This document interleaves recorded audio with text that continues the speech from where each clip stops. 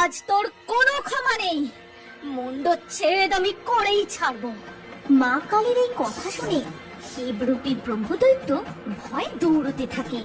তার পিছু পিছু মা কালী হাতে খাড়া নিয়ে তাড়া করে। তারপরে হঠাৎ করে পা পিছলে পড়ে যেতেই পলাশডাঙ্গা গ্রামের মেয়ে ছিল গৌরী। যেমন তার রূপ তেমনি দুধে আলতা গায়ের রং। তার সাথে পাল্লা দিয়ে ছিল তার চুলের বাহার। তার রূপের দিমাগও ছিল বেশ। তবে ছোট থেকেই সে ছিল মহাদেবের ভক্ত।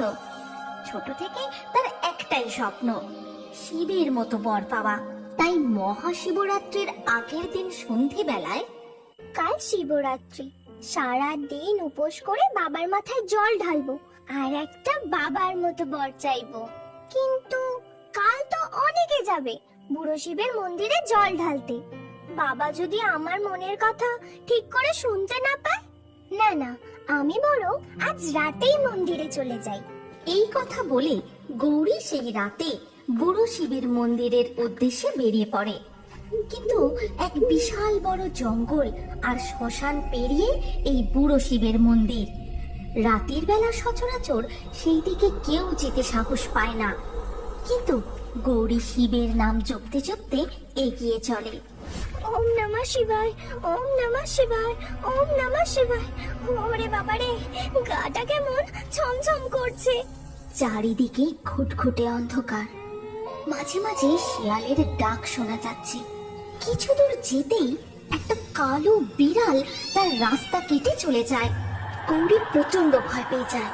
তারপরেই সে শুনতে পায় কেউ যেন নুপুর পায়ে ছমছম শব্দ করতে করতে তার পিছন পিছন আসছে।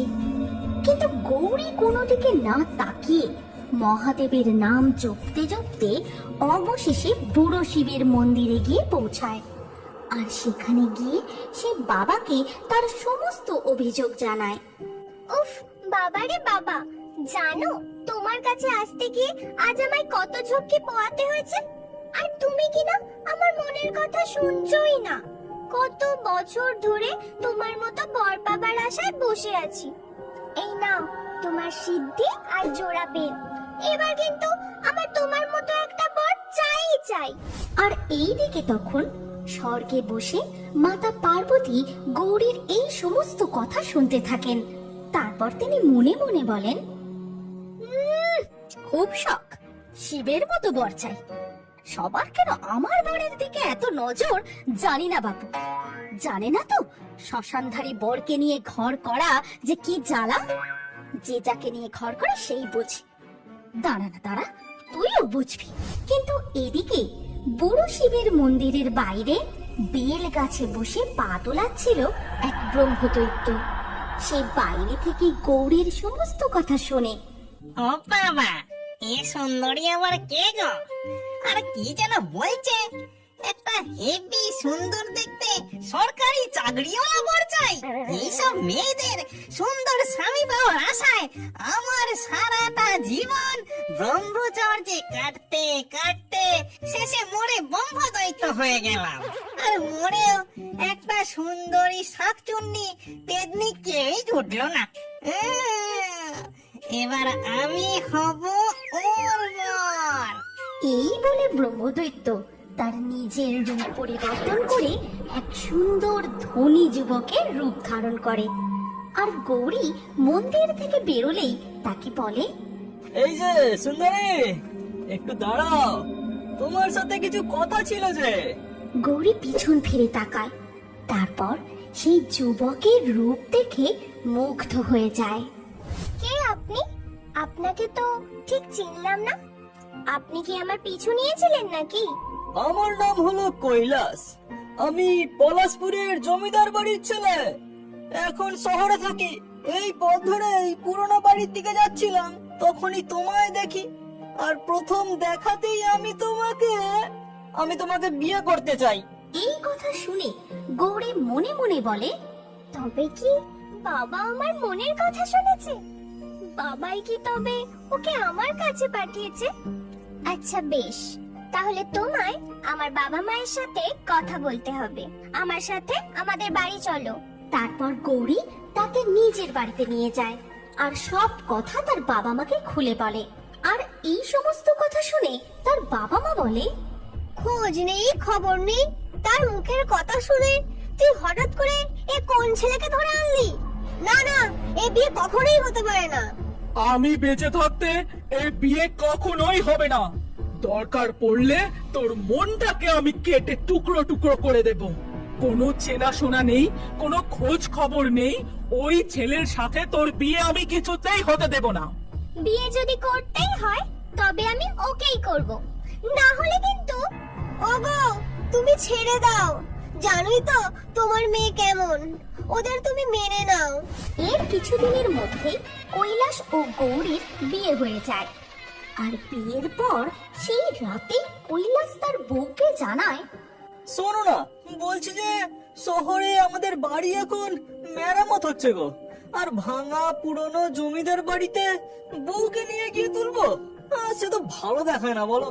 তাই আমি কিছুদিনের জন্য ঘর জামাই হয়ে তোমাদের বাড়ি থাকবো, বুঝলে? তারপর কৈলাস ঘর জামাই হয়ে তার শ্বশুর বাড়িতেই থেকে যায়। আর বেশ আনন্দেই দিন কাটাতে থাকে। বউকে নিয়ে তো শহরের বাড়িতে যাওয়ার নামই নেয় না। কিন্তু হঠাৎই একদিন গৌরীর বাবা বাজার থেকে বেশ অনেক রকমের মাছ মাংস নিয়ে আসেন। গিন্নি, এই বাজারগুলো রান্নাঘরে রেখে দিলাম।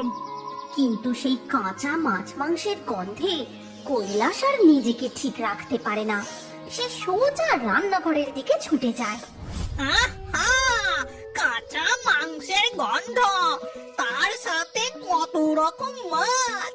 কতদিন এইসব খাইনি। শাশুড়ি মা রান্না করার আগে কাঁচায় কাঁচায় একটু খেয়ে আসি। তারপরেই সে ব্রহ্মদৈত্যের রূপ ধারণ করে এবং কাঁচা মাছ মাংসগুলো হামলে পড়ে খেতে থাকে। আর এই সমস্ত দৃশ্য রান্নাঘরের জানলা দিয়ে গৌরী দেখে ফেলে। এ কি সর্বনাশ হলো আমার! এত বছর ধরে শিবরাত্রি করলাম, ভোলে বাবার কাছে তার মতো বর চাইলাম, সেই যে কিনা আমার একটা ব্রহ্মদৈত্যের সাথে বিয়ে হলো। ও বাবা গো, মা গো! এই সমস্ত কিছু দেখে তো গৌরীর হার্ট অ্যাটাক হয়ে যায় আর সেখানেই মারা যায়। আর তক্ষুনি ব্রহ্মদৈত্য সুন্দরী বউয়ের কাছে আসে আর বলে, এ কি, আমার আসল রূপ দেখেছে আমার বউ পটল তো। ও বউ, তোমার কি হলো গো? চোখটা খোলো গো, কথা বলো গো, ও আমার বউ গো। এরপরে কেটে যায় বেশ কিছুদিন। একদিন সন্ধেবেলায় হঠাৎই দেখা যায় বুড়ো শিবের মন্দিরে বাবার মাথায় জল ঢালছে। আমি তোমায় এত মন থেকে ডাকলাম, এত নিষ্ঠা করে পুজো দিলাম, প্রত্যেকদিন জোড়া বেল, ধূত্র ফল, আর তুমি কিনা ওই অনামুখ মিনসে ব্রহ্মদৈত্যটার সাথে আমার বিয়ে দিয়ে দিলে। আর ওর ওই আসল রূপ দেখে আমি তো মরেই গেলাম। আর আমি কিচ্ছু শুনবো না, এবার আমার পুরো তোমার মতোই বল চাই, চাই চাই, কিচ্ছু শুনবো না আমি। এবারেও ওই ডাইনির সব কথা বাইরে দাঁড়িয়ে শুনছিল সেই ব্রহ্মদৈত্য। আর সব শুনে তার মাথায় এক দুষ্ট বুদ্ধি আসে আর সাথে সাথে সে ভোলা মহেশ্বরের রূপ ধারণ করে। তারপর বলে, আমি তোর ডাকে সন্তুষ্ট হয়েছি, তাই আমি স্বয়ং তোর বিবাহের প্রস্তাব নিয়ে এসেছি। ও বাবা, আমি কি ঠিক দেখছি? স্বয়ং মহাদেব আমাকে বিয়ে করতে চান? তবে আর এক মুহূর্ত দেরি করব না, আজ রাতেই আমাদের বিয়ে হবে। সাথে সাথে ওই ডাইনি বিয়ের সমস্ত আয়োজন করে ফেলে আর বিয়ের পিঁড়িতেও বসে যায়। ডাইনির এই সমস্ত কার্যকলাপ স্বর্গ থেকে বসে মাতা পার্বতী দেখতে থাকেন। এই কি, এ আমি কি দেখছি? ওই বদমাস ব্রহ্মদৈত্যটা আবার মহাদেবের রূপ ধারণ করে ছলনা করছে। এত বড় সাহস! এই বলে মাতা পার্বতী প্রচন্ড রেগে গিয়ে মহাকালীর রূপ ধারণ করেন। তারপর তিনি মর্তে আগমন করেন।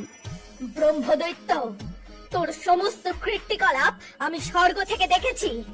তোর এত স্পর্ধা, মহাদেবের রূপ ধারণ করে ছলনা করিস। আজ তোর ধর থেকে মুন্ডু আমি আলাদা করে দেব। ও মা গো, আমার ছেড়ে দাও মা।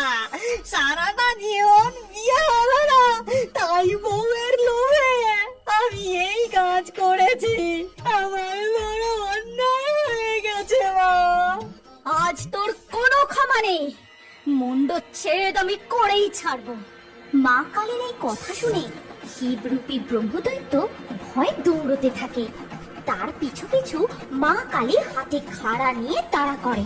তারপরে হঠাৎ করে পা পিছলে পড়ে যেতেই ব্রহ্মদৈত্য তার আসল রূপে ফিরে আসে।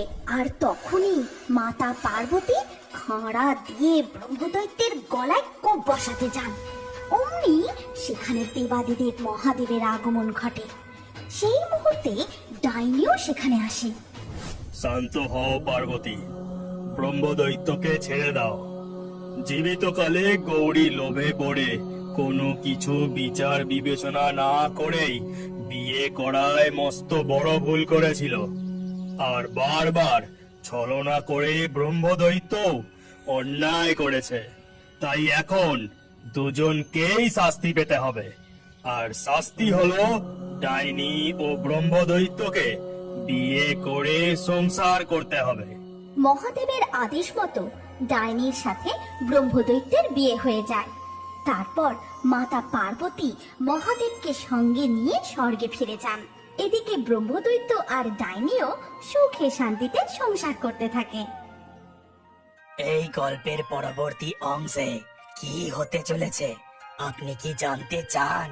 তাহলে আমাদের আর আপনি যদি কার্টুন প্রেমী হয়ে থাকেন তাহলে এই গল্পটি অবশ্যই শেয়ার করুন। তাহলে বন্ধু, আবার দেখা হচ্ছে আমাদের পরবর্তী ভিডিওতে।